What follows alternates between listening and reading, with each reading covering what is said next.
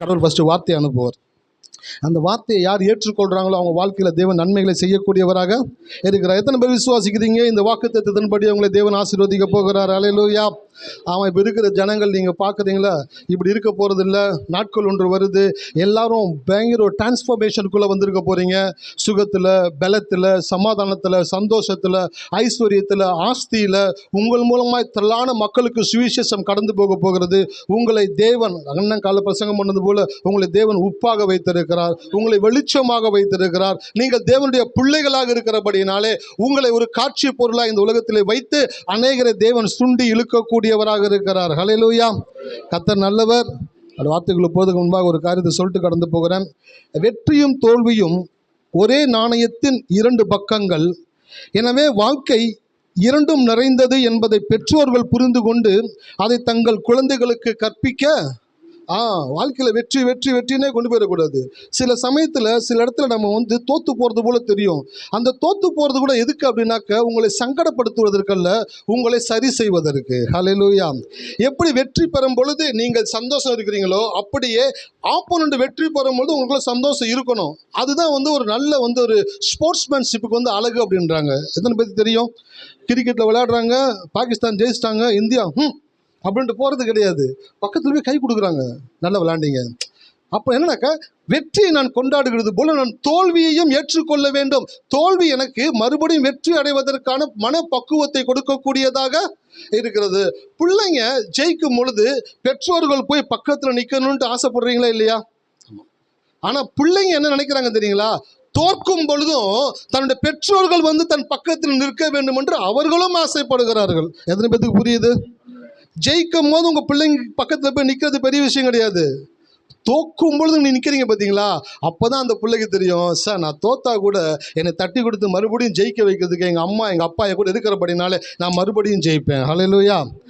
இந்த கேரக்டர் எங்கேருந்து வருது தெரியுங்களா? தேவனுக்குள்ளேருந்து வருகிறது.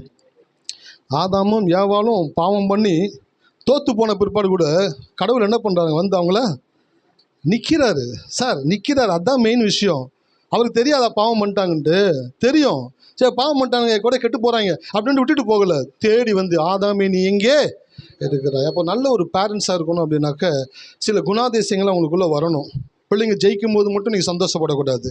தோல்வி அடையும் போது அவங்க பக்கத்தில் போய் நில்லுங்க. நான் இருக்கேன்டா, நான் உன் பக்கத்தில் இருக்கிறேன், நான் எப்போதும் கூட தான் இருப்பேன். இப்போ பரவாயில்ல, மறுபடியும் உன்னை தேவன் ஜெயிக்கும்படி செய்வார். உனக்கு நான் செபிக்கிறேன். உனக்கு என்ன விஷயம் புரியல அதை கற்றுக் கொடுக்க நான் தயாராக இருக்கிறேன். பிள்ளைங்களுக்கு சப்போர்ட்டிவாக இருங்க. ஹல்லேலூயா. உங்கள் பிள்ளைங்களுக்கு நீங்கள் சப்போர்ட்டிவாக இல்லைன்னா வேறு யார் சப்போர்ட்டிவாக இருப்பா? பக்கத்து வீட்டுக்காரங்களா? மாமா சித்தப்பாவா? உங்கள் பிள்ளைங்க உங்களை தான் ஹீரோவாக பார்க்குறாங்க. அம்மா அப்பாவை தான் பெரிய சப்போர்ட்டாக நினைக்கிறாங்க. அவங்களே பிள்ளைங்களை கசரும் பொழுது அந்த பிள்ளைங்க எங்கே போவாங்க? பிள்ளைங்கள் தோற்கும் பொழுதும், பிள்ளைங்க சில இடத்துல ஃபெயில் ஆகும் பொழுதும் உங்கள் சப்போர்ட் அங்கே தேவைப்படுது. போய் நின்று அவங்ககிட்ட சொல்லுங்கள், நான் உங்க கூட இருக்கிறேன்டா, பரவாயில்ல விடு, இந்த வட்டம் போயிடுச்சு, நெக்ஸ்ட் டைம் பார்த்துக்கலாம் அப்படின்னு உங்கள் பிள்ளைங்களை சப்போர்ட் பண்ணுங்கள். நீங்கள் செய்கிற அந்த சப்போர்ட்டு அந்த பிள்ளைங்க வாழ்க்கையில் பெரிய காரியங்களை சாதிப்பதற்கு ஏதுவாக அவர்களை உந்தி தள்ளக்கூடியதாக இருக்கிறது. அப்போ ஜெயிக்கும் போது மட்டும் பிள்ளைங்கிட்ட போய் நிற்கிறவங்க பெற்றோர் கிடையாது. பிள்ளை தோற்கும் பொழுதும் பிள்ளைக்கிட்ட போய் பக்கத்தில் நில்லுங்க. அந்த குணம் நம்முடைய தேவனுடைய குணம். அவர் நம்முடைய தேவன், நாம் அவருடைய பிள்ளைகளாக இருக்கிறோம். நான் பரிசுத்தராக இருக்கிறது போல நீங்களும் பரிசுத்தராக இருங்கள் என்று சொன்ன தேவன், நான் தகப்பனை போல் இருக்கிறேனாக்கா உனக்குள்ளே அந்த நேச்சர் வரணும், உனக்குள்ளே அவருடைய காரியங்கள் வரணும். அப்பொழுது தான் நல்ல ஒரு பேரண்ட்டாக இந்த உலகத்தில் வளர்ந்து வளரக்கூடியவர்களாக இருக்கிறீங்க. அநேகருக்கு முன்மாதிரியாக இருக்க முடிய தேவன் நம்மளை அழைத்திருக்கிறார். நாம் தொடர்ந்து பார்த்து வருகிற வேத பகுதிக்கு நேரம் திருப்பிக் கொள்ளுவோம். சங்கீதம் 103:5. நன்மையினால் உன் வாயை திருப்தியாக்குகிறார், கழுகுக்கு சமானமாய் உன் வயது திரும்ப வாழ வயது போல் ஆகிறது. எல்லாரும் சொல்லுங்களேன், கழுகுக்கு சமானமாய் என் வயது திரும்ப திரும்ப திரும்ப வாழ வயது போல் ஆகிறது. ஆமென். ஹல்லேலூயா. ஆமாம், அவங்க வயசெல்லாம் தேவன் மறுபடியும் என்ன பண்ண போகிறாருனாக்க ரீஸ்ட்ரக்சர் பண்ண போகிறாரு. சார் எப்படி சார் ஒரு மனுஷன் லைஃப்பில் ஒரு 50 வருஷம் வாழ்ந்தவனுடைய லைஃப்பை மறுபடியும் தேவன் பேக்கில் கொண்டு போக முடியுமா அப்படின்னு கேட்டிங்கனாக்க அதற்குரிய காரியங்களை தேவன் வேதத்தில் வைத்திருக்கிறார்.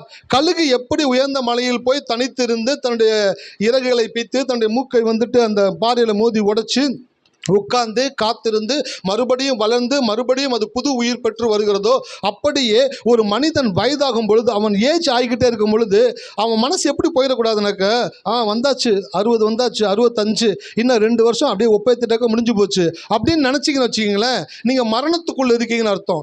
60, 65 கிட்ட போகும்பொழுது கூட நீங்கள் சொல்லணும், கழுகுக்கு சமானமாக என் வயதை தேவன் திரும்ப வாழ வயது போல் ஆக்குகிறார்.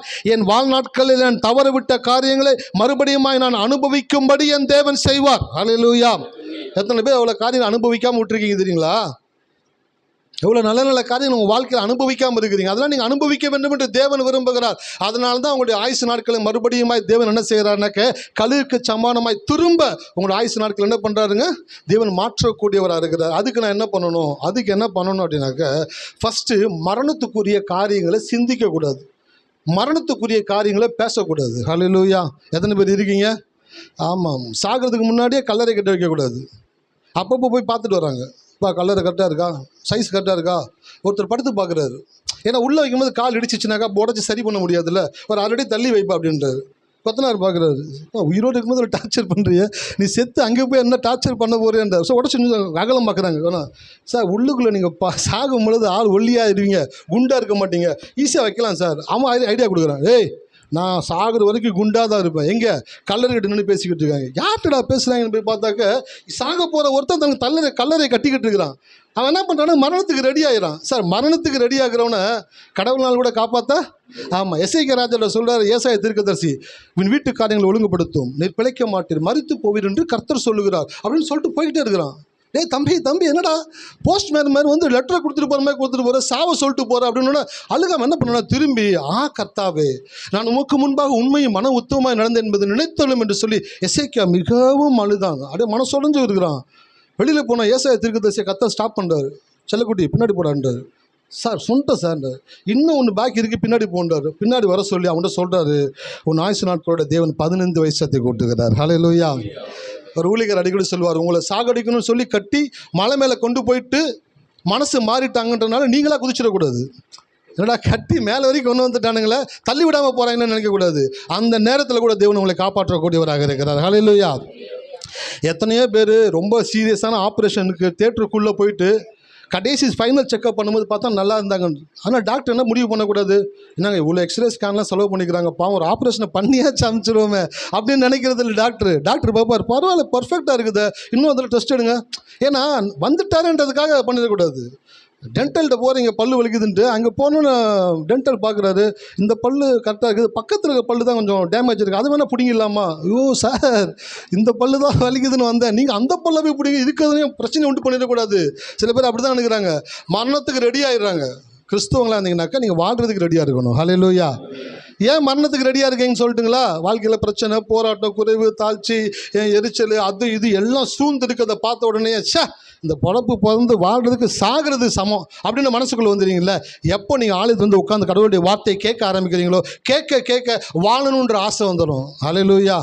எத்தனை பேத்துக்கு வாழணுன்ற ஆசை இருக்குது? எனக்கு ரொம்ப இருக்குது. ரொம்ப நாள் உயிர் வாழணுன்னு எனக்கு ஆசை இருக்குது. ஏன் சார் ரொம்ப நாள் உயிர் வாழணுன்றீங்கனாக்க, இன்னும் அந்த பைபிள் இருக்கிற காரியங்கள்லாம் பிரசங்கிக்கிறதுக்கு எனக்கு இன்னும் நாட்கள் தேவை. ஹல்லேலூயா. எவ்வளோ காரியங்கள் உள்ளே வச்சிருக்கிறார். ஒரு மனுஷனை செதுக்கிறார், உருவாக்குகிறார், அழகாக வணைகிறாரு. தன்னை போல ஒரு மனிதனை கடவுள் உருவாக்கும் பொழுது, அவருடைய வேதத்தை படிக்கும் பொழுது, அதை பிரசங்கிக்கும் பொழுது நமக்குள்ள ஒரு மகிழ்ச்சி உண்டாகுது. ஆண்டவரே எனக்கு இன்னும் ஆயுசு நாட்கள் வேணும் ஆண்டவரே. தீர்க்கதரிசனத்தை ஜெபிக்கிறான், என் ஜீவனை எடுத்துக்கொள்ளும், என் பிதாக்களை பார்க்கிலும் நான் நல்லவன் அல்ல. சாவுக்கு ரெடி ஆகிட்டான். கடவுள் சொல்கிறாரு, நீ ரெடியானா கூட அவர் உன்னை குறித்து என்ன திட்டம் வச்சுருக்கிறாரோ அந்த திட்டத்தை உன்னை கொண்டு அவர் நிறைவேற்றுகிற வரைக்கும் அதை போஸ்ட்போன் பண்ணிக்கிட்டே இருப்பார். ஹல்லேலூயா. எத்தனை பேர் இருக்கீங்க? உலகத்தில் இருக்கிறவன் சாவுக்கு ரெடி ஆகிட்டான் அப்படின்னாக்கா அவனை ரெடி பண்ணிட வேண்டியதான், பாடையை கட்டிட வேண்டியதான். ஆனால் உங்களுக்குள்ளே வந்துட்டீங்கன்னு வச்சிங்களேன், கோயிலுக்குள்ளே பாடையை கட்டி படுக்க வச்சா கூட தேவன் எந்திரிச்சு உட்கார வைப்பார். ஹல்லேலூயா. அப்போ இந்த தேவன் நல்லவர், கழுகுக்கு சமானமாக எங்கள் வயதை திரும்ப வாழ வயது போல் மாற்றக்கூடியவராக இருக்கிறாரு. இந்த கழுகினுடைய தன்மை குறித்து சொன்னேன். ஒன்று, கழுகு அதிக உயரத்தில் பிறக்கும். ரெண்டாவது என்ன சொன்னேன்? கழுகுக்கு கூர்மையான பார்க்கும் திறன். போன வாரம் அந்த சப்ஜெக்டை நான் ஸ்டார்ட் பண்ணேன். எத்தனை பேர் அதை கவனிச்சிங்க அப்படின்ட்டு நான் கேட்க போகிறதில்ல. எல்லாருமே கவனிச்சிங்க. எல்லாருக்குள்ளே அது வேலை செஞ்சுக்கிட்டு இருக்கு நான் விசுவாசிக்கிறேன். ஸோ கூர்மையான பார்க்கும் திறன் கழுகுக்கு தேவன் கொடுத்திருக்கிறது போல மனிதனுக்குள்ளே ஒரு கூர்மையான பார்க்கும் திறனை தேவன் வைத்திருக்கிறாரு. அது எப்படி பார்க்கணும்? ஒரு வசனத்தை எடுத்து வேகமாக வாசிங்க, கடந்து போகலாம். 1 பேதுரு 2 பேதுரு 1ஆம் அதிகாரம் 19வது வசனம். நன்றி ஆண்டவர். அதிக உறுதியான தீர்க்க தரிசன வசனமும் நமக்கு உண்டு. பொழுது விடிந்து விடிவெளி உங்கள் இருதயங்களில் உதிக்கும் அளவும் இருளுள்ள ஸ்தலத்தில் பிரகாசிக்கிற விளக்கை போன்ற வசனத்தை கவனித்து இருப்பது நலமாயிருக்கும். பாருங்களேன், பேதுரு எழுதுறாரு 2 பேதுரு 1:19 அதிக உறுதியான தீர்க்க தரிசன வசனமும் நமக்கு உண்டு. பொழுது விடிந்து விடிவெள்ளி உங்கள் இருதயங்களில் உதிக்கும் அளவும் இருளுள்ள ஸ்தலத்தில் பிரகாசிக்கிற விளக்கை போன்ற அவ்வசனத்தை கவனித்திருப்பது நலமாயிருக்கும். கூர்மையான பார்க்கும் திறனுடைய ஒரு மகிமை என்ன என்றால் கவனத்தன்மையோடு கூட இருக்கிறது தான் கூர்மையான பார்வை திறனை குறிக்கக்கூடியதாக இருக்கிறது. ஹல்லேலூயா. இங்க பேதுரு எழுதுகிறாரு அதிக உறுதியான தீர்க்க தரிசன வசனம். ஆக்சுவலி அதை வசனம்னு சொல்லியிருக்கலாம், ஆனால் தீர்க்க தரிசன வசனம்னாச்சும் சொல்லியிருக்கலாம். நல்ல உறுதியான தீர்க்க தரிசன வசனம்னு சொல்லியிருக்கலாம். ஆனால் வசனம் எப்படி எழுதுறாரு தெரியுங்களா பேதுரு? அதிக உறுதியான தீர்க்க தரிசன வசனமும் நமக்கு. உங்களுக்கு என்ன இருக்கு அப்படின்னு கேட்டாக்க நீங்கள் சொல்லணும், அதிக உறுதியான தீர்க்க தரிசன வசனம் எனக்கு உண்டு. சில பேர் கேட்பாங்க, என்ன இருக்குது உங்களுக்கு சொல்லிக்கிற மாதிரி? ஐயா ஒன்றும் இல்லையா, ஒரு வாடகை வீட்டில் இருக்கிறேன், ஒரு லீஸ் வீட்டில் இருக்கிறேன், மிஞ்சி போனால் ஒரு பைக் வச்சுருக்கிறேன், அவ்வளோதான், வேறு இன்னும் சொல்கிற மாதிரி இல்லையா? சில பேர் அப்படி தான் நினைக்கிறாங்க. அவங்களோட இயற்கை கண்களில் என்னத்தை பார்க்குறாங்களோ அதுதான் அவங்களுடைய அசட்டு, அதுதான் அவங்களுடைய கேபிட்டல், அதுதான் அவங்களுடைய சொத்து அப்படின்னு நினைக்கிறாங்க. ஆனால் உண்மையிலே என்னன்னாக்க அதிக உறுதியான தீர்க்க தரிசன வசனத்தை தேவன் நமக்கென்று கொடுத்திருக்கிறார். ஹல்லேலூயா. இதில் இருக்கிற வசனங்களை ஒரு மனுஷன் கவனிக்க கவனிக்க கவனிக்க அவனுக்குள்ளே இருந்து தேவன் அவன் வாழ்க்கைக்கு வேண்டிய எல்லா ஆசீர்வாதங்களையும் ஆஸ்தியையும் ஐஸ்வர்யத்தையும் அவனுக்குள்ளிருந்து தேவன் வெளியிலே கொண்டு வரக்கூடியவராக இருக்கிறார். இந்த வசனத்தில் பேதுரு எழுதுறாரு அதிக உறுதியான தீர்க்க தரிசன வசனம் நமக்கு உண்டு. பொழுது விடிந்து விடிவெள்ளி உங்கள் இருதயங்களில் உதிக்கும் அளவும் இருளுள்ள ஸ்தலத்தில் பிரகாசிக்கிற விளக்கை போன்ற அவ்வசனத்தை கவனித்திருப்பது நலமாயிருக்கும். கவனித்து இருப்பது, இந்த கவனித்து இருப்பதுன்ற வார்த்தையை குறித்து நான் அப்படியே ஆங்கிலத்தில் அப்படியே புரட்ட ஆரம்பித்தேன். டிக்ஷனரியை புரட்டும் பொழுது கவனம்ன்றது என்னன்னாக்கா ரொம்ப கேர்ஃபுல்லாக இருப்பா அப்படின்ற வார்த்தை தான் கவனம்னு சொல்லுவாங்க. கவனமாக போ வண்டியில் போகும்போது அப்படின்னாக்கா கொஞ்சம் பார்த்து போப்பா அப்படின்வாங்க. 2 தினங்களுக்கு முன்பாக நான் பைக்கில் போய்கிட்டே இருந்தேன். ரோட்டில் எல்லாம் கண்மூடித்தனமாக வண்டியை ஓட்டுறாங்க. ஓட்டும் போது உள்ளத்துக்குள்ளேருந்து எனக்குள்ள கடவுள் சில வார்த்தையை கொடுக்க ஆரம்பித்தார். சுயநினைவோடு சாலையில் வாகனத்தை ஓட்டினால் சுய நினைவற்று மருத்துவமனையில் அனுமதிக்கப்படுவதை தவிர்க்கலாம். ஹல்லேலூயா. சுயநினைவோடு சாலையில் வாகனத்தை ஓட்டினால் சுய நினைவற்று மருத்துவமனையில் இருப்பதை தவிர்க்கலாம். அப்போ சுய நினைவோடு வாகனத்தை என்ன பண்ணணும்? ரோட்டில் ஓட்டிகிட்டு போகணும். ஆனால் இன்றைக்கி எப்படி வண்டி ஓட்டுறாங்கனாக்கா சுய நினைவற்றவர்களாக எதை செய்கிறோம் என்ன செய்கிறோன்னு தெரியாமல் கவனம் இல்லாதவர்களாக வாகனத்தை ஓட்டுறாங்க. ரோட்டில் பார்க்கும்போது எனக்குள்ளே ஒரு பரிதாபமாக இருக்குது. கம்பெனிக்கு 9 மணிக்கு போகணும் அப்படின்னாக்கா 10 நிமிஷம் லேட்டாக போனோன்னா தலையை சீவிடுவோன்னா முடிய கூட செய்ய முடியாது. போட அடுத்த வேலைக்கு பார்த்துலான்ட்டு போகிறாங்க. ஆனால் வேகமாக போகிறாங்க. என்ன தான் பண்ணுறாங்கன்னு பார்த்தா முன்னாடியே போய் நின்றுட்டு தம்மை வாங்கி பற்ற வச்சுட்டு கொளுத்தனமாக வண்டி ஓட்டு வந்தியடா, சிக்னலை மாக்கல, டிராஃபிக் போலீஸ் மறிக்க வரான், அவங்ககிட்ட எஸ்கேப் ஆன, 2 பேரை கீழே தள்ளி விட்டுருப்ப, இவ்வளோ வேகமாக வந்தியே, ஏதாச்சும் அர்ஜென்ட்டான வேலை பண்ண போகிறேனாக்கா ஒன்றுமே இல்லை, நின்று அப்படியே ஊதிக்கிட்டே இருக்கிறான். அப்போ என்ன அர்த்தம்? கவனம் இல்லாமல் வாகனத்தை ஓட்டுறது. அப்போ கவனம் இல்லாமல் வாகனத்தை ஓட்டுனாக்கா என்ன ஆகுனாக்கா கவனம் இல்லாமல் நீங்கள் மருத்துவமனையில் அனுமதிக்கப்படுறது நிச்சயம். சுய நினைவோடு வாகனத்தை ஓட்டுனா சுய நினைவு அற்று மருத்துவமனையில் இருப்பதை தவிர்க்கலாம். அப்போ கவனம் ரொம்ப முக்கியம். ஸோ ஆங்கிலத்தில் எடுத்து வாசிக்க ஆரம்பித்தேன். இந்த கவனம்ன்ற வார்த்தைக்கு ஹீடு, HEED, ஹீடு அப்படின்ற ஒரு வார்த்தையை கொடுக்குறாங்க. அந்த ஹீடுன்ற வார்த்தைக்கு என்ன அர்த்தம்னு பார்த்தாக்க பி மைண்ட்ஃபுல் ஆஃப், மனம் முழுவதும் ஒன்றால் நிறைந்திருப்பது. ஹல்லேலூயா. மனம் முழுவதும் ஒன்றால் நிறைந்திருக்கும் பொழுதுதான் உங்களுக்குள்ள கவனத்தன்மை வரக்கூடியதாக இருக்குது.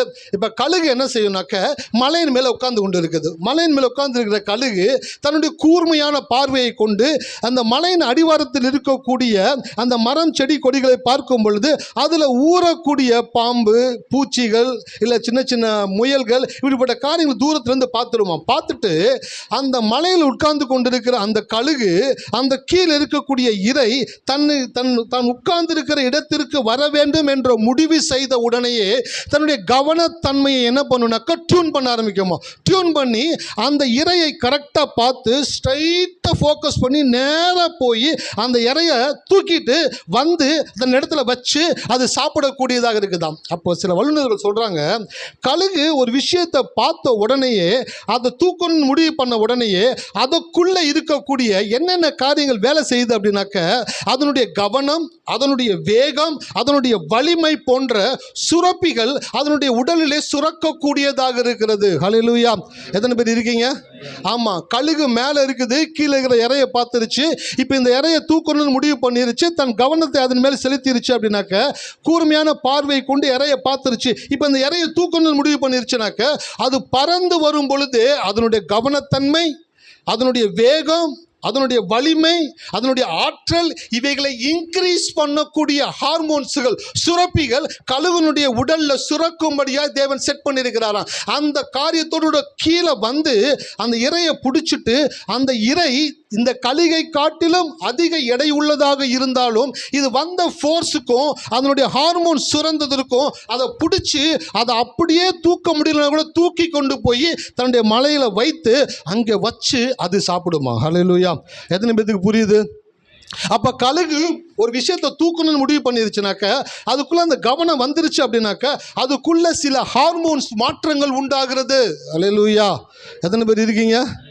ஆமாம், கழுகுக்குள்ள ஹார்மோன்ஸ் மாற்றங்களை தேவன் ஏற்படுத்தி இருக்கிறாரா. அதனால தான் அந்த கழுகு வேகமாக பறக்குது, கூர்மையாக பார்க்குது, வலிமை மிக்க ஒரு இரையாக இருந்தாலும் அதை பிடித்து தூக்கி கொண்டு கடந்து போய் என்ன பண்ணுதுனாக்க அது இருக்கிற இடத்துல வைத்து அதை சாப்பிடக்கூடியதாக இருக்கிறது.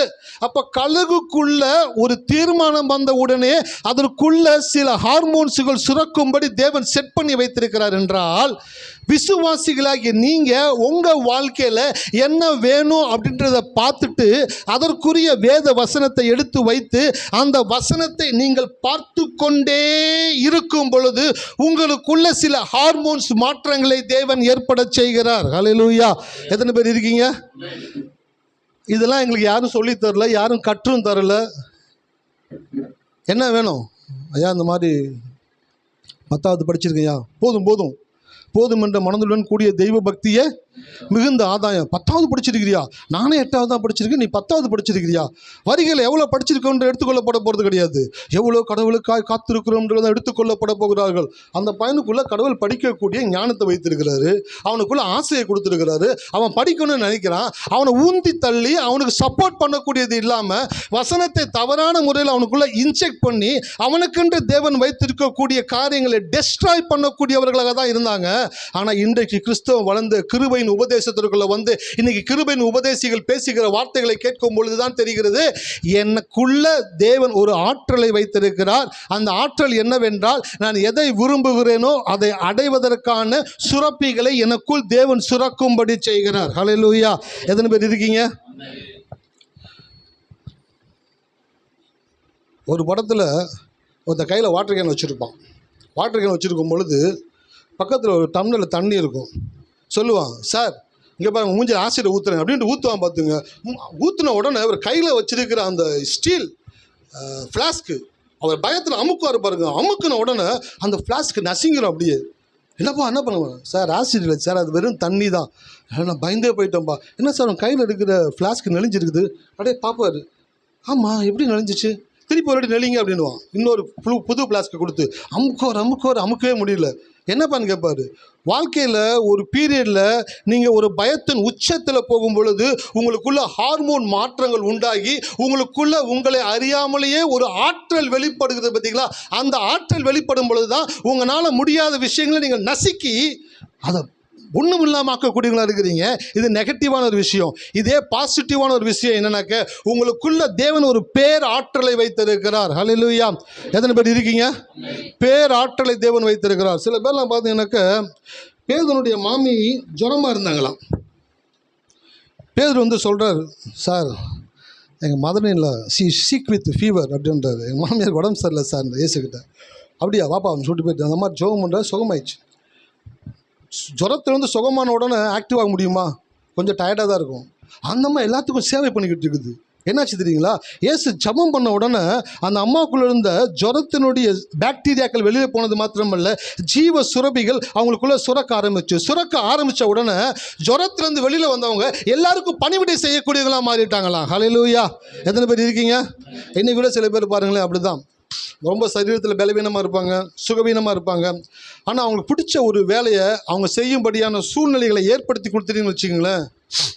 சோத்திராண்டவரே, சேலை எடுத்து கட்டுறதும், மூக்கை துடைக்கிறதும், துணி எடுத்து மாட்டுறதும், பிரியாணி செய்கிறதும், காரியத்தை பண்ணுறதும் யோசிப்பாங்க. என்னது இவங்க இவ்வளோ நேரம் ஜுரத்தில் படுத்திருந்தாங்க. ஆனால் அவங்களுக்கு பிடிச்ச ஒரு விஷயத்தை செய்யக்கூடிய சூழ்நிலைகள் அமையும் பொழுது அந்த பலவீனத்தையும் தாண்டி ஒரு ஹார்மோன்ஸ் உள்ள வேலை செய்ய ஆரம்பிக்குது. ஹல்லேலூயா. எத்தனை பேருக்கு புரியுது நான் சொல்கிறது?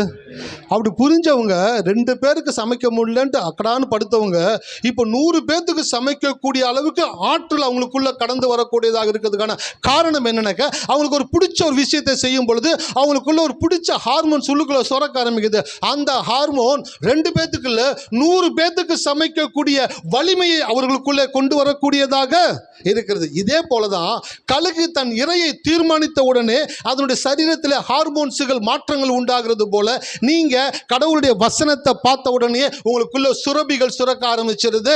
அதனால தான் கடவுளுடைய வசனத்தை பார்த்துக்கிட்டே இருங்கன்னு சொல்றோம். ஹல்லேலூயா.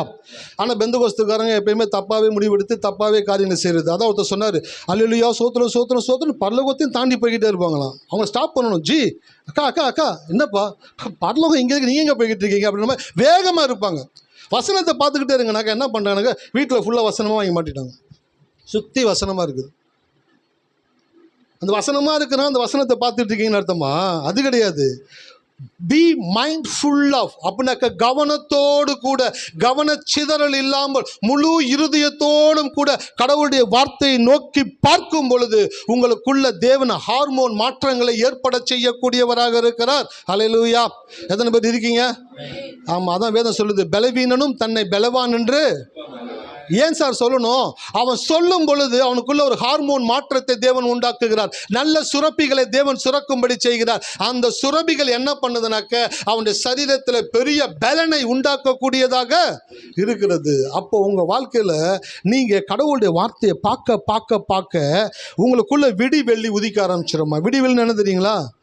மார்னிங் ஸ்டார் அப்படின்றாங்க, டே ஸ்டார் அப்படின்றாங்க. ஒரு வசனத்தை எடுத்து வாசிங்க. வெளிப்படுத்தல். நன்றி ஆண்டவர்.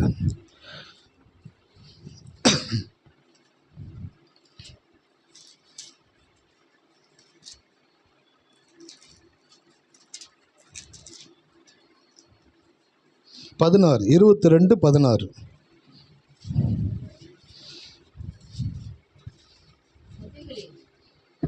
சபைகளில் இவைகளை உங்களுக்கு சாட்சியாக அறிவிக்கும்படி இயேசுவாகிய நான் என் தூதனை அனுப்பினேன்.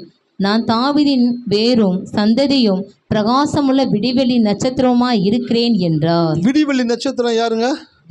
இயேசுதான் விடிவெள்ளி நட்சத்திரம். அப்போ பேதுரு எழுதுறாரு, விடிவெள்ளி நட்சத்திரம் உங்கள் இருதயத்தில் உதிக்கும் அளவும் அதை பார்த்து கொண்டிருப்பது நலமா இருக்கும். அப்படின்னாக்க ஒரு வசனத்தை பார்க்கும் பொழுது அந்த வசனத்துக்கூடாக இயேசு இந்த வசனம் என் வாழ்க்கையிலே நிறைவேறுவதற்கான எல்லா சாத்திய கூறுகளையும் அவர் ஏற்படுத்தி கொடுக்கக்கூடியவராக இருக்கிறார் என்ற ஒரு அஷூரன்ஸ், ஒரு கன்ஃபர்மேஷன், ஒரு உறுதிப்பாடு உங்களுக்குள்ள வந்த உடனே தான் வேலைகளை தேவன் செய்யக்கூடியவராக இருக்கிறார். ஹல்லேலூயா. அப்போ வசனத்தை பார்த்த உடனே விடிவெள்ளி உங்களுடைய இருதயத்திலிருந்து உதிக்க ஆரம்பிக்கும். விடிவெள்ளினாக்க இயேசு உங்க உள்ளத்தில் உதிக்கிறதுனா என்னது? வசனத்தை பார்த்த உடனே இந்த வசனம் என் வாழ்க்கையில் நடக்கிறதுக்கான சாத்திய கூறுகள் இல்லை அப்படின்னு சொன்னீங்கன்னாக்க உங்களுடைய மனசில் விடிவெள்ளி உதிக்கலை. என்ன உதிச்சிருக்குங்க? பிசாசனுடைய எண்ணங்கள் உதிச்சிருக்குது. ஆனால் விடிவெள்ளி உங்கள் இருதயத்தில் எப்போ உதிக்கும் அப்படின்னாக்க வசனத்தை பார்த்த உடனேயே கடவுளை நோக்கி சொல்லணும், ஆண்டவரே இதை நீர் எனக்காய் செய்து கொடுக்க நல்லவராக இருக்கிறதற்காய் நன்றி என்று சொல்லி அந்த வசனத்தை பார்த்து அதை நீங்கள் சொல்லிக்கொண்டே இருக்கும் பொழுது உங்களுடைய இருதயத்திலிருந்து ஒரு நம்பிக்கை உண்டாகுது. எத்தனை பேர் அதை ஃபீல் பண்ணியிருக்கீங்க? ஒரு விஷயத்திற்காக செபிக்கும்படி உட்கார்ந்துருக்கிறீங்க. இன்னைக்கு அந்த விஷயத்துக்காக செபிக்கணும்னு முடிவு பண்ணிட்டீங்க. முடிவு பண்ணி உட்கார்ந்து செபிக்க ஆரம்பிக்கும் பொழுது, கர்த்தரை பாடி துதிக்க ஆரம்பிக்கும் பொழுது, அப்படியே 1 மணி நேரம் 2 மணி நேரம் போய்கிட்டே இருக்கும் பொழுது உங்களுடைய இருதயத்துக்குள்ளிருந்து ஒரு விதமான மைல்டு சவுண்டு உண்டாகும். Yes, the God has heard your prayer. உன்னுடைய ஜெபத்தை தேவன் கேட்டார். ஹல்லேலூயா அப்படின்ற ஒரு கன்ஃபர்மேஷன் வந்த உடனே தான் உங்களுக்குள்ள ஒரு நம்பிக்கை உண்டாகும். கடவுள் நம்முடைய ஜெபத்தை கேட்டார்ப்பா, நமக்கு கட்டாயமாக இதை கர்த்தர் செய்வார்ப்பா அப்படின்ற நம்பிக்கை உள்ளே வந்த உடனே எல்லா எதிர்மறையான காரியங்களையும் தேவன் உங்களுக்கு நேர்மறையாய் மாற்றக்கூடியவராக இருக்கிறார். அதான் ஆலயத்துக்கு வரணும். ஆலயத்துக்கு வரும்போது தான் தேவன் உங்களுக்குள் இருக்கக்கூடிய நல்ல காரியங்களை உங்களுக்கு காண்பிக்கக்கூடியவராக இருக்கிறார். இந்த உலகம் எப்போதும் உங்களுக்குள் இருக்கிற தவறான காரியங்களை காண்பித்து கொண்டே இருக்கும். ஆலயத்திற்குள்ளே வந்தீங்கன்னாக்கா தேவன் எப்பொழுதும் உங்களுக்குள்ள இருக்கிற சிறப்பான காரியங்களை காண்பிக்கக்கூடியவராக இருக்கிறார். அப்போது விடிவெள்ளி உங்கள் இருதயத்தில் உதிச்சிருச்சுனாக்க உங்கள் வாழ்க்கையில் நீங்கள் நினைக்கிற காரியங்கள் எதுவாக இருந்தாலும் அதை அடையக்கூடிய சாத்திய கூறுகளை தேவன் ஏற்படுத்தி கொடுக்கக்கூடியவராக இருக்கிறார். வசனத்தை வாசிங்க, வேகமாக கடந்து போகலாம். ஆதியாகமம் 2:7. நன்றி தகப்பன். தேவனாகிய கர்த்தர் மனுஷனை பூமியின் மண்ணினாலே உருவாக்கி ஜீவ சுவாசத்தை அவன் நாசியிலே ஊதினார், மனுஷன் ஜீவ ஆத்மாவானான். பாருங்க, தேவனாகிய கர்த்தர் மனுஷனை பூமியின் மண்ணினாலே உருவாக்கி ஜீவ சுவாசத்தை அவன் நாசியிலே ஊதினார், மனுஷன் என்னவானாங்க? ஜீவ ஆத்துமாவாக மாறினான். நான் எழுதிட்டு வந்திருக்கிறேன், படிக்கிறேன், அப்படியே கேளுங்க. ஜீவனுள்ள தேவனுடைய ஜீவ வார்த்தை மாத்திரமே ஜீவ ஆத்துமாவாகிய மனிதனுக்குள் இருக்கும் ஜீவ சுரபியை சுரக்க செய்கிறதாக இருக்கிறது. ஹல்லேலூயா. இன்னொரு தடவை படிக்கிட்டுங்களா? வேணான்றாங்க சிஸ்டர், நான் படிக்கிறேன் சிஸ்டர். ஜீவனுள்ள தேவனுடைய ஜீவ வார்த்தை மாத்திரமே ஜீவ ஆத்துமாவாகிய மனிதனுக்குள் இருக்கும் ஜீவ சுரபியை சுரக்க செய்கிறதாக இருக்கிறது. அப்பனாக்க ஜீவனுள்ள தேவன் தன்னுடைய வார்த்தைக்குள்ள ஒரு ஆற்றலை வைத்திருக்கிறார். என்னன்னாக்க ஜீவ ஆத்துமாவாகிய மனிதனுக்குள் இருக்கக்கூடிய ஜீவ சுரபியை அவருடைய வார்த்தையின் மூலமாக அவர் சுரக்க செய்யக்கூடியவராக இருக்கிறார். ஹல்லேலூயா. இந்த மாடுகள்லாம் பார்த்தீங்கன்னாக்க கன்று ஈன்ற பிற்பாடு அதனுடைய பால் கொடுக்கும் தன்மை பார்த்தீங்கன்னாக்க சில மாடுகளுக்கு இன்க்ரீஸ் ஆகும், சில மாடுகளுக்கு கம்மியாகும். ஆனால் சில மாடுகள் தன்னுடைய ரத்தத்தில் ஒரு பகுதியை தான் பாலாக பிரித்து கொடுக்குது அப்படின்றாங்க. அப்படி இருக்கும் பொழுது அந்த கன்று ஈன்ற பிற்பாடு அந்த மாடு என்ன பண்ணுனாக்க தன்னுடைய ரத்தத்தில் இருக்கக்கூடிய பாலை பிரிக்கக்கூடிய அந்த திரவம் அதற்குள்ள என்னன்னாக்க செக்ரேட் ஆகாமல் அந்த கிளான்ஸ் சரியாக ஒர்க் ஆகாமையே இருக்குமா. அப்போ இந்த மாடுகளை வளர்க்குறவங்க என்ன பண்ணுவாங்கனாக்க அதனுடைய கண்ணை கொண்டு என்னன்னாக்க அதுக்கு முன்னாடி நிற்க வைப்பாங்களா. நிற்க வச்ச உடனே அது நாக்க வச்சு அந்த கண்ணுக்குட்டி அப்படியே தடவிக்கிட்டே இருக்குமா. இந்த மாடு அந்த கண்ணுக்குட்டியின் மேலே தன் நாக்கை வைத்து அப்படியே தடவும் பொழுது இந்த மாட்டுக்குள்ள இருக்கக்கூடிய ரத்தத்தில் இருக்கக்கூடிய திரவத்தில் பாலை பிரிக்கக்கூடிய ஹார்மோன்ஸ் சுரக்காமல் இருக்குமா. அந்த ஹார்மோன்ஸ் அது அந்த கண்ணுக்குட்டியை அப்படியே தடவி கொடுக்கும் பொழுது அந்த ஹார்மோன்ஸ் அதுக்குள்ள சுரக்கும்படியாய் தேவன் செய்யக்கூடியவராக இருக்கிறார். அல்லேலூயா. எத்தனை பேருக்கு புரியுது? சுரக்காத ஹார்மோன்ஸை கூட சுரக்க செய்யக்கூடிய வழிமுறைகளை மனிதனுக்கு அறிந்திருக்கிறது எப்படியோ அப்படியே தேவன் உங்களுக்குள்ள இருந்து செயல்படாத ஆர்கன்ஸுகள் உங்கள் உடலுக்குள் இருக்கக்கூடிய உறுப்புகள் செயல்படாமல் அது எந்த விதத்தில் செயல்பட வேண்டுமோ அந்த விதத்தில் செயல்படாமல் ரியாக்ட் ஆகாமல் அது செத்த நிலைமையில் அது செயல்படாமல் உள்ளுக்குள்ளே இருக்கும் பொழுதும் அந்த மாட்டுக்கிட்ட கொண்டு கண்ணுக்குட்டியை நிறுத்தின உடனே இதுக்குள்ளே எப்படி சுரக்குதோ அப்படியே உங்களுக்குள்ள சுரக்க வேண்டிய காரியங்கள் சுரக்காமல் இருக்கும் பொழுது அதை சுரக்க செய்யக்கூடிய ஆற்றலை தான் தேவன் வசனத்திற்குள்ளாக வைத்திருக்கிறார். ஹல்லேலூயா. எத்தனை பேருக்கு புரியுது? பிள்ளைக்கு சாப்பாடு எடுத்து வச்சிருக்கீங்க, கண்ணு ராஜா வாப்பா சாப்பிடுப்பா இப்படிப்பான்றீங்க, சட்டை பண்ணவே மாட்டுறான். அவனுக்கு பிடிச்ச ஒரு பொருள் சிப்ஸு, அந்த சிப்ஸ் என்ன பண்ணுறீங்க, அந்த இடத்துல வைக்கிறீங்க, வச்ச உடனே சிப்ஸ் வாங்கிட்டு வந்துட்டாங்க, ஹார்மோன்ஸ் உள்ள வேலை பார்க்குது, அப்படியே தவந்து அம்மா கிட்ட உட்காருவான். உட்காந்து சிப்ஸ் பாக்கெட் மேலே கையை வைக்கிறது குழந்தை. அம்மா பார்ப்பாங்க, சரி ஓகே, சிப்ஸை பிரிப்பாங்க. பிரித்த உடனே அந்த குழந்தைக்குள்ள முகம் மாறும், அப்படியே அந்த சுரப்பி உள்ளுக்குள்ளே சுரக்க ஆரம்பிக்குது. அம்மா சிப்ஸ் பாக்கெட் ஓப்பன் பண்ணிட்டாங்க, இப்போ சிப்ஸ் நம்மளுக்கு கொடுக்க போகிறாங்கன்ட்டு. அம்மா இதை விட ரொம்ப புத்திசாலி. சாப்பாடை உருட்டி அந்த உருட்டி சாப்பாட்டுக்குள்ளே ஒரு சின்ன பீஸு என்ன வைப்பாங்க, சிப்ஸை உள்ளே வச்சு அந்த குழந்தைக்கு கொடுத்த உடனே இவ்வளவு நேரம் சாப்பாடு வேணாம் வேணான்னு சொல்லிக்கிட்டு இருந்த குழந்தை அந்த ஹார்மோன்ஸை சுரக்காமல் இருக்குது. அம்மாவுக்கு தெரியும் ஹார்மோன்ஸை சுரக்கலை, இந்த சுரக்க வைக்கிறேன் பாரு, என்ன பண்ணுறோன்னு பாரு. சிப்ஸை வாங்கி வந்து வீட்டில் ஓப்பன் பண்ணோன்னு அந்த ஸ்மெல் அப்படியே மறந்தோடனே அந்த குழந்தை ஓடி வந்து அந்த சாப்பாடு வாங்கி சிப்ஸுக்காக அந்த சாப்பாடை சாப்பிடுது. அப்போது அந்த குழந்தைகளோட பசி இல்லாத இருந்த தன்மை இந்த சிப்ஸ் பாக்கெட்டில் இருக்கிற சிப்ஸை பார்த்த உடனே அந்த பசி தூண்டப்படுகிறது போல உங்கள் வாழ்க்கையில் நடக்காத காரியங்கள், கிடைக்காத காரியங்கள், உங்கள் சரீரத்தில் செயல்படாத உறுப்புகள் இருக்கும் என்றால் நீங்கள் வசனத்தை நோக்கி பார்க்கும் பொழுது அந்த வசனத்தில் இருந்தக்கூடிய அந்த ஒரு இன்ட்ராக்ஷன் உங்களுக்குள்ள இருக்கக்கூடிய சுரபிகளை சுரக்க செய்கிறதாக இருக்கிறது. எத்தனை பேருக்கு புரியுது?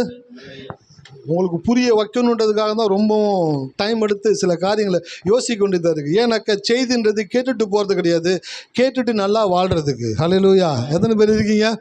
ஆமாம், செய்தி கேட்டு போகிறது கிடையாது, கேட்டு நீங்கள் நல்லா வாழணும். நீங்கள் நல்லா வாழும் பொழுது தான் ஊழியக்காரருக்கு ஒரு மகிழ்ச்சி உண்டாகுது. பரவாயில்ல, கர்த்தர் நம்மளை கொண்டு பேசின காரியங்களை மக்கள் கேட்டு தன்னுடைய வாழ்க்கையை மாற்றிக்கொண்டபடினாலே அவருடைய வாழ்க்கையில் நன்மை உண்டாகிறது என்பதை பார்க்கும் பொழுது தான் ஒரு ஊழியக்காரனுக்கு ஒரு பெரிய மகிழ்ச்சி உண்டாகிறது. நீங்கள் நல்லா இருக்குன்னு சொல்கிறதுனால கிடையாது, நீங்கள் நல்லா இருக்கும் பொழுது தான் மகிழ்ச்சி உண்டாகுது. ஹல்லேலூயா.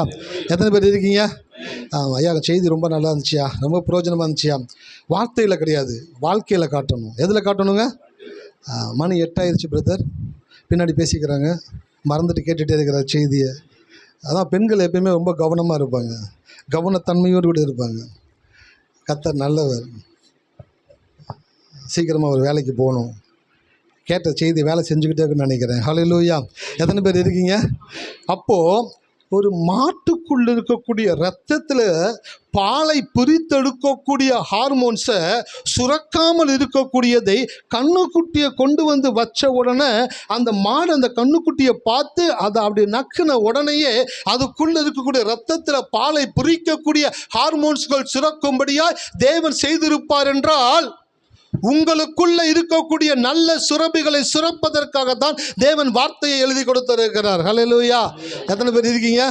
ஆமாம், வசனம் சொல்லுது, நான் படிக்கிறேன் பாருங்க. தேவனாகிய கர்த்தர் மனுஷனை பூமியின் மண்டினாலே உருவாக்கி ஜீவ சுவாசத்தை அவன் நாசியிலே ஊதினார். மனுஷன் என்னவானாங்க? ஜீவ ஆத்துமாவானான். அந்த ஜீவ சுவாசத்தை எப்படி மொழிபெயர்க்கிறானாக்க செல்ஃப் ஹீலிங் கிளான்ஸ் அப்படின்னாக்க சுயமாய் குணமாக்கக்கூடிய சுரப்பிகள். எத்தனை பேருக்கு புரியுது? சின்ன பிள்ளைகளெல்லாம் நம்ம விளையாடுவோம்ல, எத்தனை பேர் விளையாண்டுருக்கீங்க? நான்லாம் 2வது மாடியிலேருந்து கீழே மண்ணு கொட்டி வச்சுருப்பாங்க, வீடு கட்டுறவங்க யாரும் உள்ளே போகக்கூடாதுன்னு போட்டிருப்பாங்க. அந்த போர்டை தள்ளிட்டு உள்ளே போவோம். இப்போ நம்ம ஆளுங்க இருக்காங்களே, இது ஒன்வே போகக்கூடாது அப்படின்னா அந்த கம்பியை தள்ளி வச்சுட்டு வண்டி ஓட்டிகிட்டு போவோம்.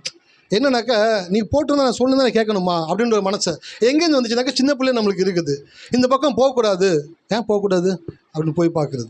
ஸோ வீடு கட்டுறவங்க போட்டு வச்சுருப்பாங்க, இந்த யாரும் போகக்கூடாதுன்ட்டு. மேலே ஏறி போகிறது, 2வது மாடிலேருந்து கீழே மண்ணில் குதிக்கிறது. குதிக்கும் பொழுது சைக்கிள் ஓட்டும் பொழுது அடிபட்டு தேய்ச்சி அப்படியே காலில் ஒரு மாதிரி ஆகிடும். ஆன உடனே எத்தனை பேர் ஆஸ்பத்திரிக்கு போயிருக்கீங்க? சல்பானியன்னு ஒரு பவுடர் இருக்குது, என்னதுங்க? சல்ஃபானியன் ஒரு பவுடர் இருக்குது, அந்த கெமிக்கல் நேம் தெரியும். அந்த பவுடரை வாங்கி என்ன பண்ணுவாங்கனாக்கா அந்த அடிப்பட்ட இடத்துல அப்படியே தேய்ப்பாங்க. தேய்ச்ச உடனே டாக்டருக்கெல்லாம் கிடையாது செப்டிக் ஊசி, இப்போ பயமுறுத்துறமெல்லாம் கிடையாது. செப்டிக் ஊசி போட்டியா அப்படின்னு பயமுறுத்துறாங்க. அந்த சீன்லாம் அப்போ கிடையவே கிடையாது. சும்மா ஒரு பவுடர் வாங்கி அப்படி தடவுவாங்க, அவ்வளோதான். 2-3 நாளில் பார்த்தீங்கன்னா அதுவே காஞ்சு பக்காகி கீழே விழுந்துடும், அந்த இடமே இல்லாமல் போயிடும். இன்னும் சில கஷ்டப்படுறவங்க அது கூட பண்ண மாட்டாங்க. எண்ணெய் இருக்குது பார்த்தீங்களா, எண்ணெய் எடுத்து அந்த இடத்துல தேய்ச்சிட்டு ஏன்டா இந்த மாதிரி அடிபட்டு இருக்கிறேன்னு சொல்லிட்டு அந்த ஸ்க்ராட்சான இடத்துல எண்ணெயை தடவிட்டு விட்டுருவாங்க. 2 நாளைக்கு அப்புறம் பார்த்தீங்கன்னாக்கா செல்ஃப் க்யூரிங் ஆகிருக்கும். ஹல்லேலூயா. உங்கள் உடலுக்குள்ளேயே உங்களுடைய சரீரத்தில் ஏற்படக்கூடிய பாதிப்புகளை சரி செய்யக்கூடிய ஹார்மோன்ஸுகளை தேவன் உள்ளுக்குள்ளேயே வைத்திருக்கிறார். அதனால அது என்ன பண்ணுதுனாக்கா அது ஐடென்டிஃபை பண்ணக்கூடியதாக இருக்குது. உங்கள் சரீரம் எப்படி இருக்குன்றதை உங்கள் சரீரம் அறிஞ்சிருக்கிறபடினாலே உங்கள் சரீரத்தில் ஒரு சின்ன ஒரு உராய்வு வந்த உடனேயே உங்களுடைய கண்ணு, உங்களுடைய கை, உங்களுடைய மனசு, உங்களுடைய எண்ணம் எல்லாம் அதை நோக்கி போகுதா இல்லையா? எத்தனை பேர் கவனிக்கிறீங்க? ஒரு சின்ன சுண்டு வரல்ல ஒரு சின்ன ஒரு வெட்டு விழுந்துருச்சு, சுண்டு வரல தானே அப்படின்னா இருக்கிறீங்க, அதை தூக்கி காலை வச்சுக்கிட்டு அதை அப்படியே பார்த்துக்கிட்டே இருக்கிறதும், அதை தடவி கொடுக்குறதும், அதுக்கு எண்ணெய் வைக்கிறதும், அதை பராமரிக்கிறதும். ஐயோ இந்த மாதிரி ஆயிடுச்சு. சுண்டு விரலுக்கு ஏங்க அவ்வளோ கொடுக்குறீங்க? ஏன்னா உங்கள் சரீரத்துக்கு தெரியும், உங்கள் சரீரம் எந்த விதமான பாதிப்பும் இல்லாமல் வாழ வேண்டும் என்று உங்கள் சரீரம் விரும்புகிறபடியினாலே அந்த சின்ன பாதிப்பு வந்த உடனே அதை விட்டுறது கிடையாது. அது வேகமாக ரியாக்ட் பண்ணக்கூடியதாக இருக்கிறது. ரெண்டாவது, அதை சரி செய்யக்கூடிய ஹார்மோன்ஸை தேவன் உங்களுக்குள்ளேயே, அப்போ ஜீவ சுவாசத்தை உங்களுக்குள்ள ஊதும் பொழுது ஜீவ சுரபியை தேவன் உங்களுக்குள்ள வைத்திருக்கிறார். அந்த ஜீவ சுரபி உங்களுக்குள்ள இருக்கிறபடினாலே அது செல்ஃப் கியூரிங் பண்ணக்கூடியதாக இருக்குது. உங்களை சரி செய்யக்கூடிய விதத்திலே தேவன் அந்த ஹார்மோன்ஸை உங்களுக்குள்ளேயே வைத்திருக்கிறார். அந்த சுரபி உள்ளுக்குள்ள இருந்துச்சு. மனிதனை உருவாக்கும் பொழுது அந்த சுரபியோட தேவன் உருவாக்குனாரு. மனிதன் பாவம் பண்ண உடனே என்ன ஆயிடுச்சுனாக்க அந்த சுரபி சுரக்கிறது நின்று போய் மரண சுரபிகள் சுரக்க ஆரம்பிச்சிருச்சு. பாவம் எதை கொண்டு வருங்க? பாவம் மரணத்தை கொண்டு வருமா? அப்போ பாவம் எப்படி மரணத்தை கொண்டு வரும்? பாவத்துக்குள்ள ஒரு தன்மை இருக்கு. அந்த தன்மை என்ன பண்ணுனாக்கா உங்க உடல்ல மரணத்தை உண்டாக்கக்கூடிய சுரபிகளை சுரக்க செய்து கொண்டே இருக்கிறது. ஆனால் இயேசு இந்த பூமியில் வந்து நமக்காக மரித்து நமக்காக உயிர்த்து அந்த பாவ பரிகாரத்தை செய்து முடித்த உடனேயே இப்போ என்ன நடக்குதுனாக்க அந்த நீதியின் நிமித்தமாக உங்களுக்குள்ள ஜீவ சுரப்பி மறுபடியுமாய் சுரக்க துவக்குகிறது. எத்தனை பேருக்கு புரியுது? இயேசு வருவதற்கு முன்பாக வரைக்கும் மரண சுரபிகள் மனிதனை அழித்து கொண்டிருந்தது.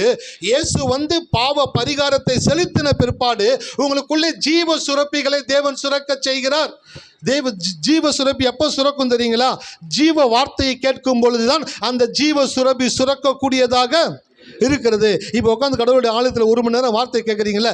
நீங்கள் கேட்கிற இந்த 1 மணி நேரம் வார்த்தைகள் உங்களுடைய உடலில் இருக்கக்கூடிய ஜீவ சுரபிகளை ரியாக்ட் பண்ணக்கூடியதாக இருக்குது, ரீஆக்டிவேட் பண்ணக்கூடியதாக இருக்குது. அதனால தான் சொல்கிறேன், ஆண்டவருடைய ஆலயத்தில் வந்து உட்காருக்கும் பொழுது உங்களுடைய கான்சன்ட்ரேஷனும் அட்டென்ஷனும் உங்களுடைய வாழ்க்கையின் மாற்றங்களை தீர்மானிக்கக்கூடியதாக. இந்த இடம் ரொம்ப யாக்கோபு போகிறாரு, அண்ணன் ஆசீர்வாதத்தை தட்டி கழித்து அப்பாட்ட வாங்கிட்டு போகிறாரு. வனாந்தரத்தில் போய் படுக்கிறாரு. அதான் தேவ தூதர்கள் ஏறுகிறவர்களும் இறங்குகிறவர்களுமாக இருக்கிறாங்க. முழிச்சு என்ன சொன்னா, இந்த இடம் எவ்வளவு பயங்கரமாக இருக்கிறதுன்னு சொன்னான். அதே போல் தேவனுடைய ப்ரெசன்ஸு ஒரு ரொம்ப பயங்கரமான ஒரு இடம். ஏன்னா அந்த இடம் ஒரு மனிதனை அது மறுபடியும் மறு ரூபத்துக்குள்ளே கொண்டு வரக்கூடியதாக இருக்கிறது. அப்போ ஜீவ சுரபி உங்களுக்குள்ளே சுரக்கும்படியாக தேவன் செட் பண்ணி வைத்திருக்கிறார். எதனால ஜீவ சுரபி சுரக்கும்? ஜீவ வார்த்தையை கேட்கும் பொழுது ஜீவ சுரபி சுரக்கக்கூடியதாக இருக்கிறது. அதனால் உங்களுக்குள்ள 2 சுரபியுமே வேலை செய்யும். என்னதுங்க? 2 சுரபியுமே வேலை செய்யும். எங்கள் வீட்டில் நான் மோட்ரு செட் பண்ணியிருக்கிறேன். ஒரு பக்கம் நல்ல தண்ணி, ஒரு பக்கம் உப்பு தண்ணி. 2 மோட்டரை போட்டோனாக்கா 2 டேங்க்குமே என்னாகும்? நிரம்பும். ஆனால் எந்த டேப்பை திறக்கிறனோ அந்த டேப்பில் உப்பு தண்ணி இருந்துச்சுனாக்கா அந்த உப்பு தண்ணி டேப்பில் வரும். நல்ல தண்ணி டேப்பை திறந்தால் என்ன வரும்? நல்ல தண்ணி வரும். அப்போ 2 டேப்லேயுமே தண்ணி இருக்குது, ஏற்றி வச்சிருக்கிறேன். நான் எந்த டேப்பை திறக்கிறனோ அதிலிருந்து தான் தண்ணி வரக்கூடியதாக இருக்கிறது. அதே போல் மரண சுரபிகளும் சரீரத்திற்குள்ளே அங்கங்கே இருக்குது. ஜீவ சுரபியும் உங்கள் சரீரத்திற்குள்ளே அங்கங்கே தேவன் செட் பண்ணி வைத்திருக்கிறார். நீங்கள் எதை திறக்க போகிறீங்க, நீங்கள் எதை ஆக்டிவேட் பண்ண போகிறீங்க. அதனால தான் சொல்கிறாரு, மரணமும் ஜீவனும் நாவின் அதிகாரத்தில் இருக்கும், அதில் பிரியப்படுகிறவர்கள் அதன் கனியை. எந்த டேப்பை திறக்கிற, எந்த பைப்பை திறக்கிறையோ அந்த பைப்பில் இருந்து டேங்க்ல இருக்க தண்ணி தான் அந்த பைப்பில். அதான் கடவுள் சொல்றாரு, மரணத்தையும் ஜீவனையும் உனக்கு முன்பாக வைக்கிறேன், ஜீவனை தெரிந்து கொள். ஜீவனை தெரிந்து கொள் அப்படின்றாரு. கிறிஸ்தவ வாழ்க்கைன்றது ஜபமும் தபமும் அல்ல. என்னதுங்க? கிறிஸ்தவ வாழ்க்கை என்பது ஜபமும் தவமும் அல்ல. கிறிஸ்தவ வாழ்க்கை என்பது தெரிந்து கொள்வதும் தேர்ந்தெடுப்பதும். என்னதுங்க? தெரிந்து கொள்வதும் தேர்ந்தெடுப்பதும். தெரிந்து கொள்வதுன்னா என்ன? இந்த மாலை வேளை நீங்கள் எங்கே வேணாலும் உட்காந்துருக்கலாம், ஆனால் ஆண்டோடைய ஆலயத்துக்கு வந்து உட்காந்துருக்கிறீங்க. அப்போ என்ன பண்ணீங்க? தெரிந்து கொண்டீங்க இங்கே வரணுன்ட்டு. இங்கே வந்த நீங்கள் இப்போ தேர்ந்தெடுக்கணும். என்ன தேர்ந்தெடுக்கணும்? மரணத்தை தேர்ந்தெடுக்கிறீங்களா, ஜீவனை தேர்ந்தெடுக்கிறீங்களா? உங்கள் வாய் தான் டேப் மாதிரி. இந்த டேப்பில் நீங்கள் எதை திறக்கிறீங்களோ அதுதான் வரக்கூடியதாக இருக்கிறது. அப்போ மரணத்தை குறித்து பேச பேச எந்த சுரபி சுரந்துக்கிட்டே இருக்கும் சொல்லுங்களேன். ஆமாம். ஒரு ஊரில் ஒரு மாடு கன்று போட்டுச்சு. அந்த கன்றுக்குட்டி என்ன ஆயிடுச்சுனாக்கா இறந்து போச்சு. அந்த இறந்து போனது அந்த மாட்டுக்கு தெரிஞ்சிச்சு அப்படின்னாக்க சில மாடுகள் இறந்து கூட போயிடும், சில மாடுகளுடைய பால் சுரக்காது. அப்போ என்ன பண்ணுவாங்க அப்படின்னாக்க அந்த மாட்டினுடைய அந்த கன்றுக்குட்டியினுடைய தோலெல்லாம் உரித்து எடுத்துருவாங்க. எடுத்துட்டு அதை ஒரு பொம்மை மாதிரி செஞ்சு அந்த பொம்மை மேலே அந்த தோலை போட்டு உள்ளே வைக்கோலை வச்சு நிரப்பி அந்த மாடு இருக்கிற இடத்துல அந்த கன்றுக்குட்டியை வச்சுருவாங்க. இந்த மாட்டுக்கு என்னன்னாக்க அந்த கன்றுக்குட்டி செத்து போச்சு அப்படின்ற உணர்வு இல்லாமல் இது என்ன பண்ணுனாக்க நம்மளுடைய கன்றுக்குட்டி தான் பக்கத்தில் நிற்கிது போலன்ட்டு அதை தடவி கொடுத்துக்கிட்டே இருக்கும். அதை தடவி கொடுக்க செத்து போன கன்றுக்குட்டி தான் அதனுடைய தோல் மேலே போர்த்தப்பட்டு இருக்குது. அந்த போர்த்தப்பட்ட தோலை அது தடவி கொடுக்கும் பொழுதே அதனுடைய ஹார்மோன்ஸில் மாற்றத்தை உண்டாக்கக்கூடியதாக இருக்கிறதாங்க. ஹல்லேலூயா. அப்போ நான் சொல்கிறேன், நீங்கள் உங்கள் வாழ்க்கையில் சில காரியங்கள் நடக்காமல் இருக்கும் பொழுது நீங்கள் அந்த காரியங்களை குறித்ததான எண்ணத்தோடு கூட தேவனுடைய வார்த்தையை எடுத்து அந்த வார்த்தையை அந்த காரியங்களுக்காக நீங்கள் சொல்லும் பொழுது உங்களுக்குள்ளே ஜீவ சுரபியை தேவன் சுரக்க செய்யக்கூடியவராக சார். எல்லாமே முடிஞ்சு போச்சுன்னு வச்சுக்கலாம் சார். எதுவுமே உங்கள் வாழ்க்கை நடக்காது. டாக்டரே சொல்லிட்டார், கையெழுத்து போட்டு கொடுத்துட்டாரு, இதுக்கப்புறம் உங்களுக்கு இந்த காரியம் நடக்காது அப்படின்னு எழுதி கொடுத்துட்டான்னு வச்சுக்கோங்களேன். டாக்டரே எழுதி கொடுத்த சர்டிஃபிகேட் உங்கள் கையில் வச்சுருந்தா கூட நான் சொல்கிறேன், இது உங்களுக்கு நடக்காதுன்னு அவங்க சொல்லியிருந்தா கூட நீங்கள் தேவனுடைய வார்த்தையை நம்பி விசுவாசித்து எனக்குள்ள ஜீவ சுரபியை தேவன் வைத்திருக்கிறார், நான் ஜீவ வார்த்தையை சொல்லும் பொழுது அது எனக்குள்ள சுரக்கும், என் உறுப்புகள் வேலை செய்யும், என் ஆர்கன்ஸ் கரெக்டாக ஒர்க் ஆகும் அப்படின்னு நீங்கள் நம்பும் பொழுது, ஹல்லேலூயா, செத்து போன கண்ணுக்குட்டியின் மேலே தோலை போர்த்தி வச்சு அந்த மாடு நக்கும் பொழுது ஹார்மோன் சுரக்கிறது போல உங்கள் வாழ்க்கையில் காரியங்கள் செத்து போயிருந்தால் கூட அந்த காரியங்களுக்கு எதிராக தேவனுடைய வார்த்தையை நீங்கள் நம்பும் பொழுது உங்களுக்குள்ள தேவன் ஜீவ சுரபியை சுரக்க செய்யக்கூடியவராக இருக்கிறார். ஹல்லேலூயா. எத்தனை பேர் இருக்கீங்க? வசந்த வேமாடுத்து வாசிங்க, கடந்து போகலாம். நன்றி ஆண்டவர். யாக்கோபு 1ஆம் அதிகாரம் 22, 23, 24, 25, 26 இந்த வசனத்துக்குள்ளே போகிறதுக்கு முன்னாடி ஹீலர் பாஸ்கர் எத்தனை பேருக்கு தெரியும்? பரவாயில்ல. ஹீலர் பாஸ்கர், பேர் பாஸ்கர் தான். அவர் சொல்கிற காரியங்களை கேட்டு நிறைய பேர் சுகமாக இருக்கிறாங்க. அதனால் அவருக்கு ஒரு பட்டம் கொடுத்துட்டாங்க, ஹீலர் பாஸ்கர்னு. அவர் ஒரு காரியத்தை குறித்து பேசியிருக்கிறார். என்ன பேசியிருக்கிறாருனாக்க, பயோ மேக்னட்டிக் பவர். எத்தனை பேர் கவனிக்கிறீங்க? பயோ மேக்னட்டிக் பவர், ஜீவ காந்த சக்தி. ஒரு மனுஷனுக்குள்ள ஜீவ காந்த சக்தியை கடவுள் வச்சிருக்கிறாராம். யார் சொல்கிறது? டேனியல் சொல்லலை, ஹீலர் பாஸ்கர் சொல்கிறாரு. பயோ மேக்னட்டிக் பவர், ஜீவ காந்த சக்தி ஒரு மனுஷனுக்குள்ள இருக்குதான். அந்த ஜீவ காந்த சக்தியினுடைய தன்மை என்னன்னாக்க, உடலில் இருக்கக்கூடிய பலவீனமான உறுப்புகளை அதுவே சரி செய்யக்கூடிய சுரபிகளை சுரக்க செய்யக்கூடியதாக இருக்கிறதா. நான் யோசித்தேன், ஹீலர் பாஸ்கரண்ணா பைபிளில் சொல்லப்பட்ட காரியங்கள் எல்லாம் நீங்கள் தெரிஞ்சு வச்சுருக்கிறீங்களே, ஊழியக்காரங்கள் தான் இது தெரியாமல் போச்சு. ஹீலர் பாஸ்கர் தெரிஞ்சு வச்சுருக்கிறார். அவர் சொல்கிறாரு, இந்த ஜீவ காந்த சக்தி, அதாவது சுயமாய் உங்களை சரி செய்யக்கூடிய ஆற்றல் உங்கள் சரீரத்தில் எப்படி வேலை பார்க்குது அப்படின்னு அவர் சொல்கிறாரு. நீங்கள் ஒரு புது கண்ணாடியை வாங்கி வீட்டில் மாட்டிட்டு அந்த கண்ணாடிக்கு நேராக நின்று காலையில் 4:30 மணிலேருந்து 7 மணிக்குள்ளே, நல்ல நேரமாக என்னன்னு தெரியல, 4:30 மணிலேருந்து 7 மணிக்குள்ளே அந்த கண்ணாடிக்கிட்ட போய் நின்று உங்களுடைய முகத்தை நீங்கள் உற்று பாருங்கள். கொஞ்சம் கஷ்டம்தான், நம்ம முகத்தை நம்மளே பார்க்கறது கொஞ்சம் சிரமம்தான். ஆனால் என்ன பண்ணுறது, அதுக்குள்ளே தான் ஜீவ காந்த சக்தி இருக்குதான். அந்த கண்ணாடிக்கிட்ட போய் நின்று உங்கள் முகத்தை பாருங்கள். பார்த்துட்டு ஃபஸ்ட்டு இந்த சென்டர் இடத்த பாருங்கள். ரெண்டாவது வலது கண்ணை பாருங்கள், இடது கண்ணை பாருங்கள், உங்கள் முகத்தை பாருங்கள், உங்கள் தொண்டை பகுதியை பாருங்கள். இப்படி தினந்தோறும் செஞ்சுக்கிட்டே வாங்க. நீங்கள் செஞ்சுக்கிட்டே வரும்பொழுது நீங்கள் மருத்துவமனைக்கே போக தேவையில்லை. உங்களுக்குள்ளேயே சுகமாக்கக்கூடிய ஜீவ சுரபியை கடவுள் வைத்திருக்கிறபடினாலே அது உங்களுக்குள்ளே வேலை பார்க்கக்கூடியதாக இருக்கிறது என்று சொல்லி, யார் சொன்னது? ஹீலர் பாஸ்கர் சொன்னார். அவங்களுக்கெல்லாம் தாத்தா ஒருத்தர் இருக்கிறார் பைபிளில், அதுதான் யாக்கோபு. இப்போ வாசிங்க. உங்களில் ஒருவன் தன் நாவை அடக்காமல் தன் இருதயத்தை வஞ்சித்து. இல்லை, என்ன வாசிக்கிறீங்க நீங்க? 1:26 22 வாசிக்க சொன்னமா? அல்லாமலும் நீங்கள் உங்களை வஞ்சியாதபடிக்கு திரு வசனத்தை கேட்குறாய் மாத்திரமல்ல, அதன்படி செய்கிறாய் இருங்கள். நீங்கள் உங்களை வஞ்சியாதபடிக்கு. உங்களை நீங்களே ஏமாற்றிக்க கூடாது. அப்படியா? என்ன நானே ஏமாற்ற முடியுமா? யாக்கோபு அண்ணனை ஏமாத்தினா, அப்பாவை ஏமாத்தினா, மாமா கிட்ட ஏமாற்ற வேலை காமிச்சான். மற்றவங்கள ஏமாற்ற முடியும், நம்மளே எப்படி ஏமாற்ற முடியும்? உங்களை எப்படி தான் ஏமாற்ற முடியும்? கடவுளுடைய வார்த்தையை படிக்கிறீங்க, கடவுளுடைய வார்த்தையை கேட்குறீங்க, அதோடு நிற்காம அதை செய்கிறீங்க. பார்த்தீங்களா? செய்யும் பொழுது தான் நீங்கள் வஞ்சிக்கப்படுகிறது இல்லை. நீங்கள் எப்போ அதை செய்யாமல் போகிறீங்களோ அப்போயே நீங்கள் வஞ்சிக்கப்படுறீங்க. அப்படின்னா என்னங்க? ஏமாற்றப்படுகிறீர்கள். நீங்கள் மற்றவர்களால் சீட் பண்ணப்படுகிறது போல உங்களாலே நீங்கள் சீட் பண்ணப்படுகிறீங்க.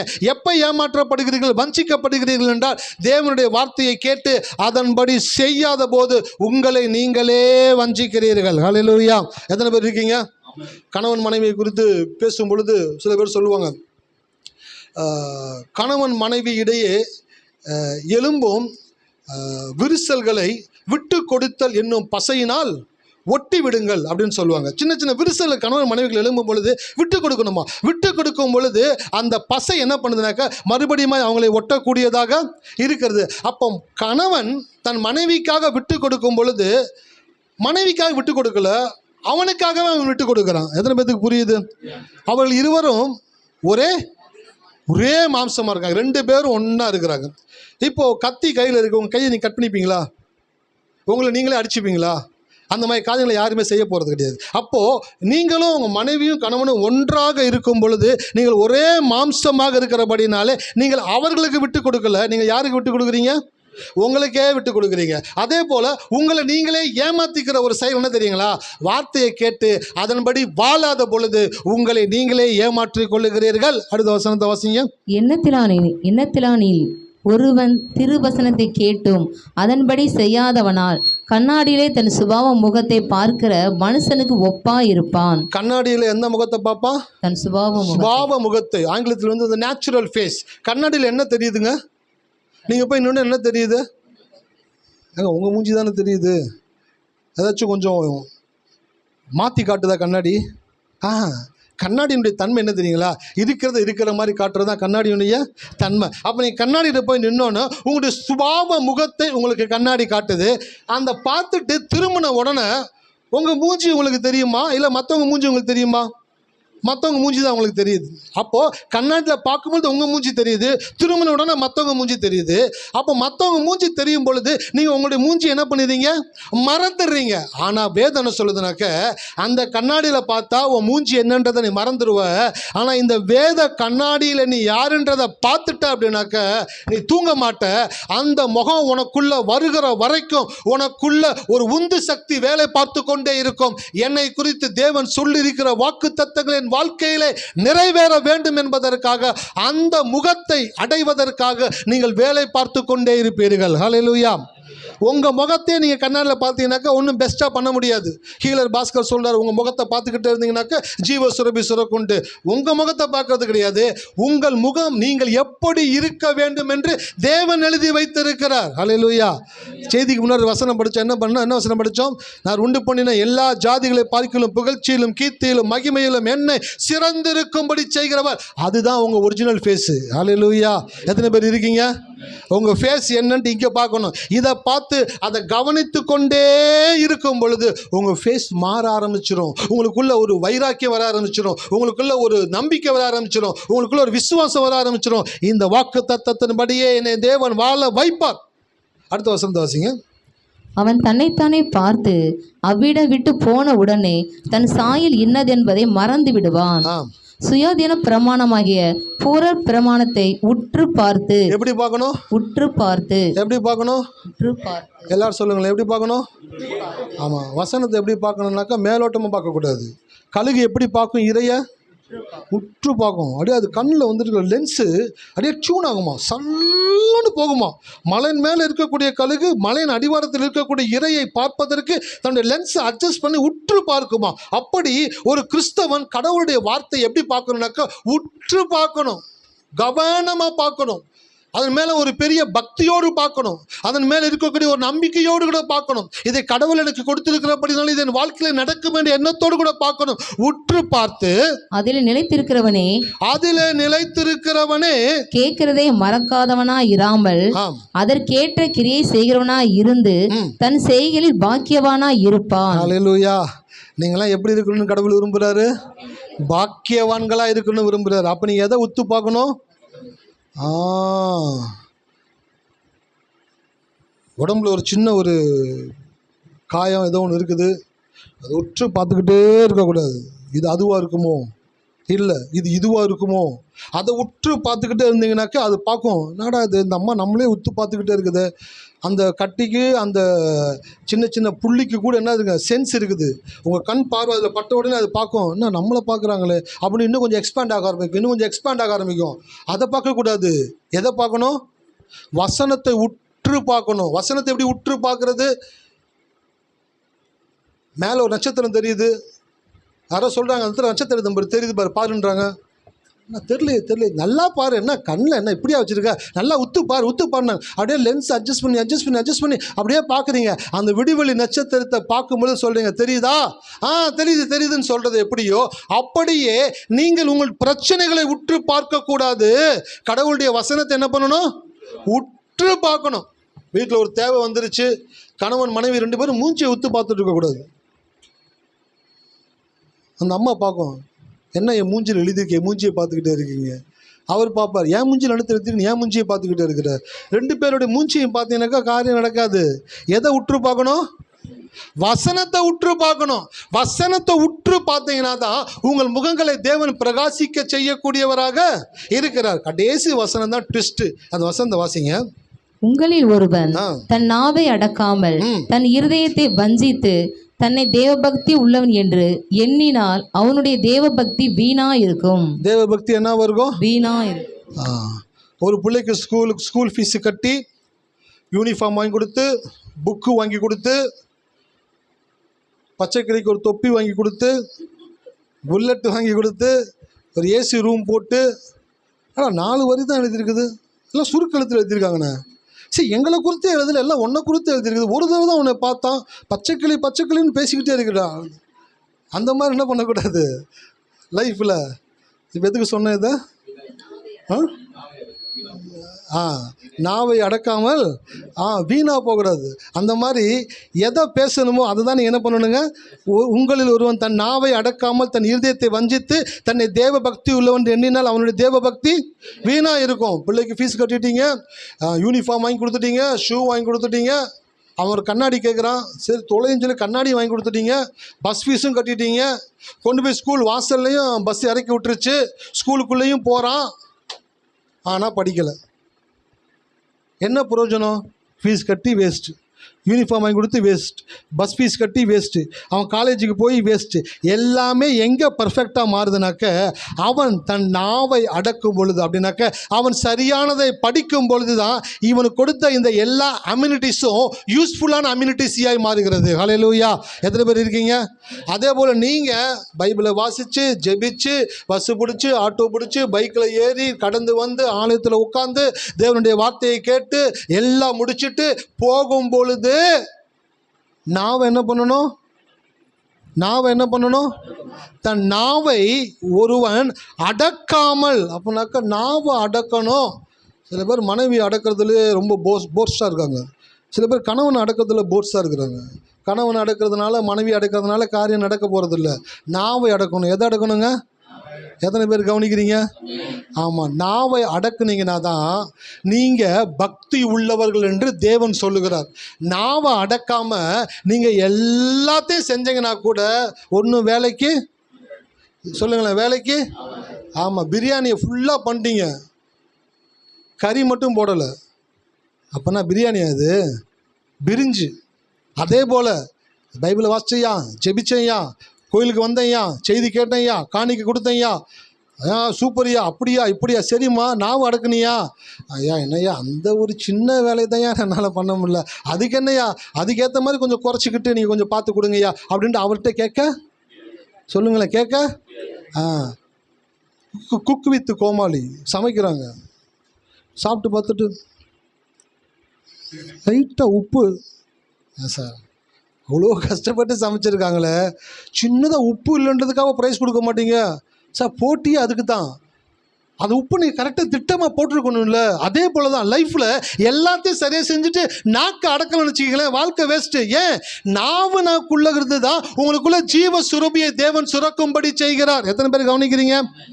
பாருங்க, இந்த சத்தியத்தை ஒருத்தங்க புரிஞ்சுக்கிட்டீங்க அப்படின்னாக்க உங்கள் லைஃப்பில் ஒரு நிமிஷம் கூட மரணத்தை குறித்து யோசிக்கவே மாட்டீங்க, மரண வார்த்தையை பேசவே மாட்டீங்க, மரணத்தை சிந்திக்கவே மாட்டீங்க, ஜீவனை மாத்திரமே சிந்தித்து கொண்டே இருப்பீர்கள்.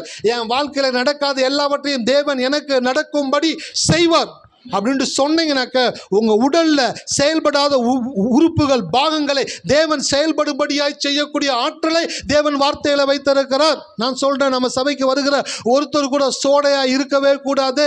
ஒருத்தர் கூட வாழ்க்கையில் இது இல்லை அது இல்லைன்னு சொல்லக்கூடாது. எல்லாரும் எல்லாவற்றையும் பெற்று யோவான் எழுதுகிறாரு, பிரியமானவனே உன் ஆத்துமா வாழுகிறது போல நீ எல்லாவற்றிலும் வாழ்ந்து சுகமாக இருக்கும்படி வேண்டுகிறேன்னு சொல்கிறது போல நான் சொல்கிறேன், சபைக்கு வருகிற ஒருத்தர் கூட எனக்கு இது இல்லையா அது இல்லையான்னு சொல்லக்கூடாது. எல்லாருடைய வாழ்க்கையில் எல்லாவும் பூரணமாக நிரம்பி இருக்கணும். அதுக்கு என்ன பண்ணணும்? நாவை அடக்கணும். நாவை எப்படி அடக்கணும்? பேசாமல் இருக்கிறது இல்லை, பேசணும். சரியான காரியங்களை பேசணும், கடவுளுடைய வார்த்தையை பேசணும். கர்த்தர் நமக்காக காரியங்களை மாற்றுவார். வாழ்க்கையில் ஏதாச்சும் ஒன்று மாறாமல் இருக்குதா? மாறலையேன்னு பேசிட்டே இருக்காதீங்க. அதுக்கு நீங்கள் தண்ணி ஊற்றிக்கிட்டே இருக்கீங்க, அந்த சுரபி சுரந்துக்கிட்டே இருக்குது. அதை ஸ்டாப் பண்ணிவிட்டு என்ன பண்ணணும்னாக்க ஜீவ சுரபியை சுரக்க வைக்கிறதுக்கு என்ன சொல்லணும்? கர்த்தர் எனக்காக இந்த காரியங்களை மாற்றி தருவார். அல்லேலூயா. என் சரீரத்தில் இந்த குறைபாடு இருக்குது, ஆனால் நான் சொல்கிறேன், என்னுடைய சரீரம் தேவனுடைய வார்த்தையை கேட்டு அதன்படி மிக சரியாய் இயங்கி என் வாழ்க்கையில் என்ன நடக்கணுமோ அந்த காரியங்களை தேவன் நடக்கும்படி செய்வார். அப்படின்றத நீங்கள் பேச பேச பேச உள்ளுக்குள்ள அந்த சுரபி சுரக்கக்கூடியதாக இருக்கிறது. அல்லேலூயா. சில பேத்துக்குள்ள சில சுரபிலாம் சுரக்காமல் இருக்குது. ஆலயத்தில் வந்து உட்காந்தீங்கன்னா தான் உங்கள் சுரபிகளை தேவன் சுரக்க செய்யக்கூடியவராக இருக்கிறார். சூமின கையை உடைய ஒருத்தன் எங்கே இருந்தான்? ரோட்டில் தெரியல, எங்கே இருந்தான்? ஆலயத்துக்கு வந்திருந்தான். அன்னைக்குன்னு பார்த்து தலைவர் போயிருக்கிறாரு. அவ்வளோ பெரிய கூட்டத்தை அவனை மட்டும் பாயிண்ட் அவுட் பண்ணுறாரு. சோமன்ட்டு வந்திருப்பான் போல வீட்டில், ஆண்டவரே இன்னைக்காச்சும் என்னை சுகமாக்குவீங்களா அப்படி கேட்டு இருந்திருப்பான் போல. அவனுக்காகவே இயேசு வர்றாரு. மொத்த பேத்தையும் பார்த்துட்டு அவனை சொல்கிறாரு, எழுந்துறான்றாரு. அவன் பார்க்குறான், யாருப்பா அவருங்க, கையை நீட்டுறான்றாரு.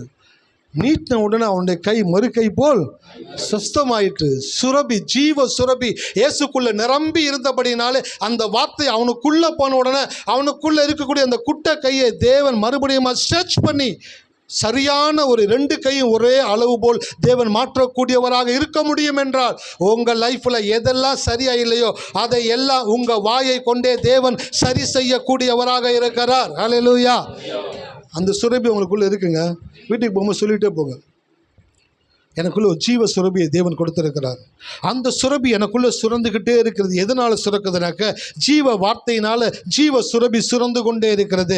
ஆகினால என் வாழ்க்கையில் ஜீவன் இருக்கும், என் வாழ்க்கையில் வெற்றி இருக்கும், என் வாழ்க்கையில் உயர்வு இருக்கும். நான் பெருக்கி கொண்டே தான் இருப்பேன். என் வாழ்க்கையில் எல்லாவற்றையும் தேவன் நன்மைக்கு ஏதுவாகத்தான் முடிய பண்ணுவார் அப்படின்றத சொல்ல சொல்ல அந்த சுரபி சுரந்து கொண்டே இருக்கும். ஹல்லேலூயா. எத்தனை பேர் இருக்கீங்க? எத்தனை பேருக்கு வார்த்தை உள்ளே போச்சு? ஆமாம். அவள் என்ன பேசணும்? நாவை மட்டும் அடைக்கிறணும். எனக்குள்ள ஒரு சுரபியை தேவன் வைத்திருக்கிறார். அந்த சுரபியை சுரக்க செய்கிற வார்த்தையை தேவன் எனக்கு கொடுத்துருக்கிறாரு. எப்படி டாக்டர்கிட்ட போயிட்டு தலைவலிக்கு மாத்திரையை வாங்கி மாத்திரையை போட்ட உடனே தான் அது உள்ளே போய் என்ன பண்ணுதுங்க, கரைஞ்சி அது வேலையை பார்க்கக்கூடியதாக இருக்குது. மாத்திரை வந்து வீட்டில் வச்சுட்டு சோத்துலாண்டவரை டாக்டர்கிட்ட போயிட்டு வந்துட்டேன், மாத்திரை கொடுத்துட்டார், சுகமாகுமா, மாத்திரை எடுத்து வாயில் போடு அப்படின்வாங்களே, அதே போல் அதான் நாவை அடக்கிறது. மாத்திரையை போடாமல் வேறு எதுவும் போடக்கூடாது, மாத்திரை எடுத்து கரெக்டாக போடணும். நான் சொல்கிறேன், உங்கள் லைஃப்பில் உங்களுக்குள்ளே ஜீவ சுரபியை தேவன் வைத்திருக்கிறார். ஹல்லேலூயா. அந்த ஜீவ சுரபி உள்ளுக்குள்ளே சுரந்துக்கிட்டே இருக்குது. அவர் ஒவ்வொரு நொடி பொழுதும் சுரந்து கொண்டே இருக்கிறது. அதுக்கு நீங்கள் தான் சப்போர்ட் பண்ணிக்கிட்டே இருக்கணும், நீங்கள் அதுக்கு தான் உயிர் கொடுத்துக்கிட்டே இருக்கணும். ஒரு பிறந்த குழந்தை, அந்த அம்மா என்ன பண்ணுறாங்கனாக்கா அந்த குழந்தை அழுதா பால் கொடுக்குறாங்க. ஆனால் சம்டைம்ஸ் என்ன பண்ணுறாங்க, அவங்களா கொண்டு போய் அந்த குழந்தைக்கு பால் கொடுக்குறாங்க. ஏன்னா அந்த குழந்தைக்கு சம்டைம்ஸ் மறந்து போயிடும், பசிக்கணும் சாப்பிடணுன்ற எண்ணம் வராது. ஏன்னா அந்த குழந்தைக்கு டைம் பார்க்க தெரியாது. என்னதுங்க? ஆமாம், குழந்தைக்கு டைம் பார்க்க தெரியாது. பசிச்சா சாப்பிடலாமேன்னு படுத்துருக்கோம். ஆனால் அம்மாவுக்கு தெரியும் 8 மணி ஆச்சு, 1 மணி ஆச்சு, 7 மணி ஆச்சு, குழந்தைக்கு எப்படி பால் கொடுக்குறீங்களோ அப்படியே நான் சொல்லுகிறேன், உங்களுக்குள்ளே இருக்கக்கூடிய சுரபிகளை சுரக்க செய்கிறதற்கு வார்த்தையை கொடுத்துக்கிட்டே இருங்க. வார்த்தையை கொடுத்துக்கிட்டே இருக்கணும். வார்த்தையை கொடுக்க கொடுக்க ஜீவ சுரபி சுரந்து கொண்டே இருக்கக்கூடியதாக இருக்கிறது. ஹல்லேலூயா. இந்த மாலை வேளை கர்த்தர் உங்களிடத்தில் பேசுகிறாரு. நீ இப்படியே இருக்கிறது என்னுடைய சித்தம் கிடையாது. உன் வாழ்க்கையில் நன்மையான காரியங்களை நடக்க வேண்டும் என்று தேவன் விரும்புகிறார். அதற்காக தான் தேவன் பேசி கொண்டிருக்கிறார். நீ கேட்குற வார்த்தைகளை கேட்டுவிட்டு போகாமல் அதன்படி செய்ய நீ முயற்சி பண்ணு. உன் நாவை அடக்கு, வார்த்தையை சொல்லு. ஜீவ சுரபி சுரக்கும்படி செய்யும் பொழுது அதன் வாழ்க்கையில் நன்மைகளை உண்டாக்கக்கூடியதாக இருக்கிறது. ஹல்லேலூயா. சோமனோமா. நன்றி தகப்பனே. இந்த மாலை வேளை எங்களை அர்ப்பணிக்கிறோம், எங்களை ஒப்பு கொடுக்குறோம் கர்த்தாவே.